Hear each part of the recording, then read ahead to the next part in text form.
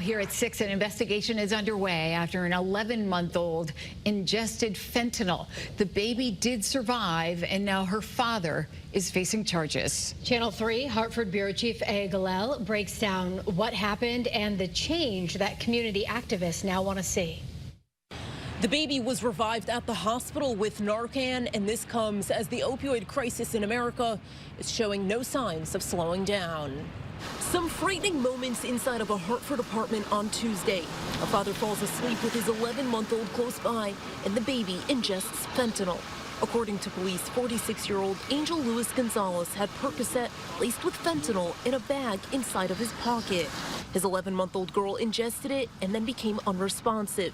The police report stating she was breathing but would not wake up. It's always unfortunate when children and infants are exposed to toxic substances. The baby's parents rushed her to Connecticut Children's, where doctors administered Narcan, and immediately she became responsive, moving around and crying. Fortunately and gratefully, the child survived.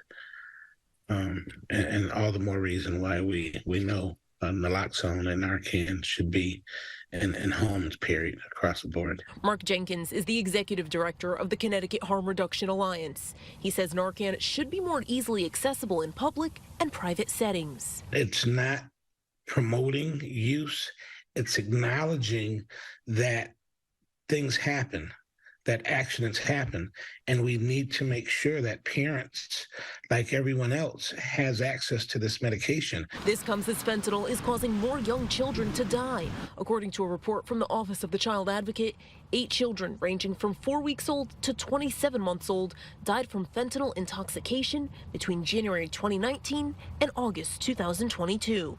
And Gonzalez was charged with risk of injury to a minor. DCF is now investigating. In Hartford, A. Galel, Channel 3 Eyewitness News.